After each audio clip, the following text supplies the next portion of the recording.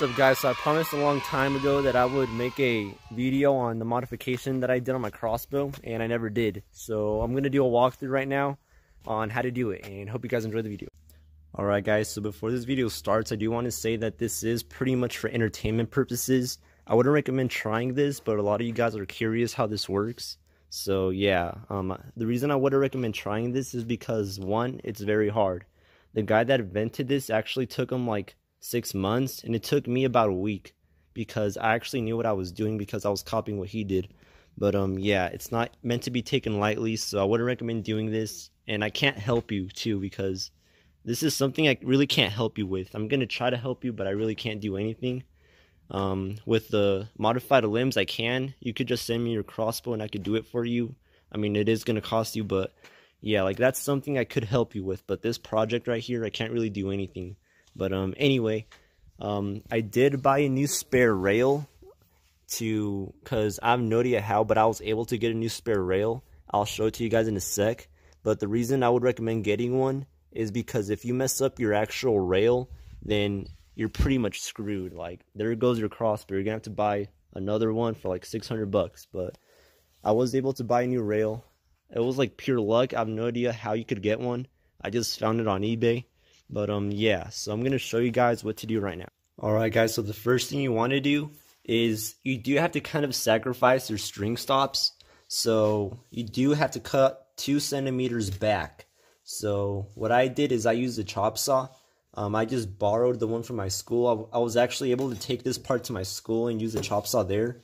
And yeah, you do need a metal chop saw, and you do need to cut it back 2 centimeters. So this is kind of how it's going to look like. And also right here, I don't know if you guys could see it, but I did mark it down with the Sharpie. Focus. Alright, so right there, you do have to cut that little piece out right there too also. Just like how it is in this photo again.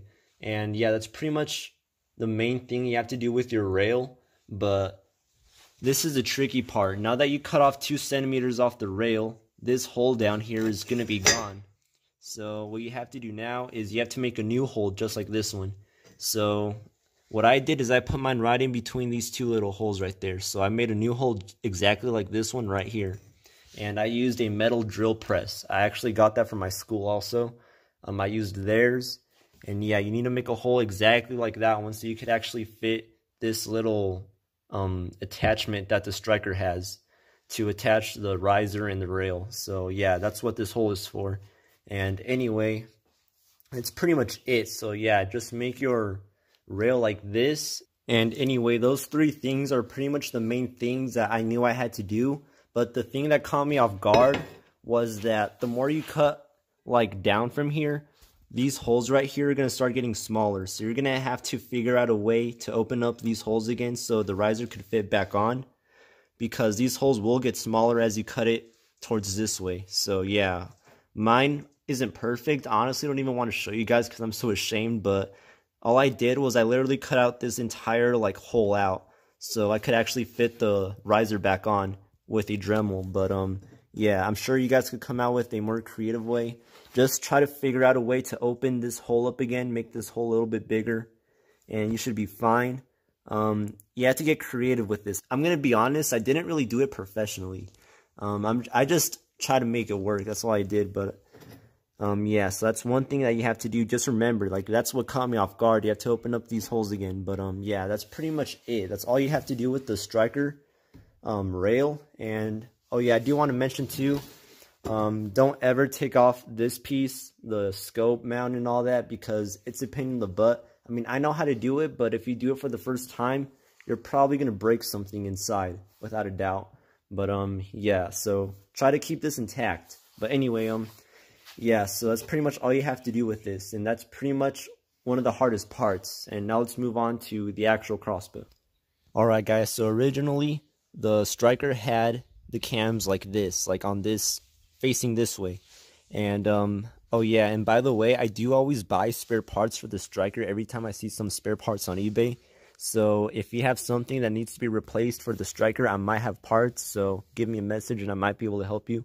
But I don't have like all the parts though. But anyway, this is how the cams were originally. And if you want to switch the string, which is going to be like up here, then you have to flip the cams this way. So that's pretty much what I did. This cam went on this side, and this cam went on this side. Just like this. Like I just swapped them around, and that's how they are right there. So now the string is on this side. And now that we opened up the groove right here, the cables can now fit in the... Damn, I hate this lighting. The cables can now fit in the riser. So that's kind of why you had to cut the rail that way. So yeah, that's pretty much it. And that's pretty much the hardest part. And now the part that's probably going to be the hardest for you guys is going to be making new strings. So let me take off my quiver. Alright guys, so these strings that you see here, I actually made. Like these are legit, like I actually made them. And they look so good, like I'm actually proud of myself. I'm crying. But anyway, yeah, you do have to learn how to make spare strings, because you are going to have to make a lot of strings, because you're going to have to experiment by yourself what strings are going to work with your crossbow, because if your strings are too short, then this will happen. Like this was actually like some behind the scenes of when I was actually trying to make this crossbow. As you could see, the strings don't go back all the way. It stops because the strings were too short.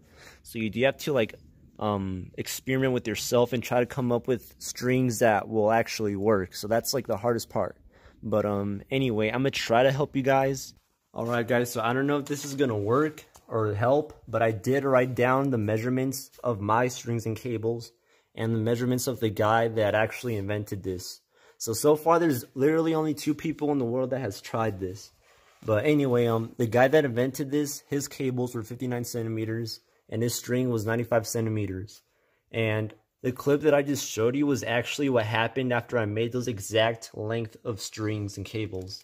So for some reason, it didn't work for me having the exact length of strings and cables that he did. It might be because his is a Striker Solution and mine is a Striker 380. I don't think that's the case though. But for some reason, it didn't work for me. So I had to come up with my own strings and cables. I had to make like, I don't know, like 5 sets of different types of strings and cables that would actually work. And this is what I came up with. My strings and cables right now are actually 24 inches.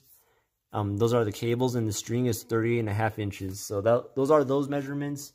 Maybe you could take a screenshot, and that's how it is right now. That's kind of what that stands for. So yeah, so this is pretty sketchy. You have to learn how to make your own strings and cables, or else this won't work. And they have to be legit too, or else something's gonna go wrong. But yeah, alright guys, so the hardest part is probably gonna be making the strings and cables, because you have to make so many and they all have to be like perfect, because you don't know which one's gonna work. But yeah, other than that, everything that you have to do with the rail and everything, like you could just do with tools, but the hard part is how you're gonna get those tools. So if you have those tools already, then you're in luck. But anyway, yeah, that's pretty much all you have to do. And I would recommend buying some serving from 60X Custom Strings, because their servings are like really good. It costs like 20 bucks or 30 bucks, but these servings literally like last forever. But anyway, yeah, that's pretty much it. Thank you guys for watching. And I did also make a modification to my feathered bolts. So as you can see, these feathers are like really stiff as hell. And if you guys want a tutorial on how to make them stiff, drop a thumbs up. And I want to give a shout out to One Dead Survivor, because this was his idea. So if you want, you could just go take a look at his video, or if you want me to make a video of my own version, I mean, I pretty much did what he did. But if you guys want me to make a video anyway, give this video a thumbs up. But I am going to give Undead Survivor a big shout out, because I was never a fan of feathered bolts until he finally found out a way on how to like freaking make them all good and they won't get all messed up. But anyway, and yeah guys, I hope you guys enjoyed the video. Overall, I would recommend doing this if you don't have all the tools, because it's like thousands of dollars worth of tools that you have to have. So I just wouldn't bother doing it. But if you guys really want to, then there was your walkthrough. But yeah, I mean, overall, I don't think it's worth doing it. I mean, I said it before, I wouldn't recommend doing it, but it's up to you guys. But yeah, and I don't know if I mentioned it before, but it does lower the draw weight a lot. So like if you're really into having a high powered crossbow, then this probably isn't for you. But yeah, anyway, thank you guys for watching, and see you next time. Yo, this thing's stuck. Can you hold it for me?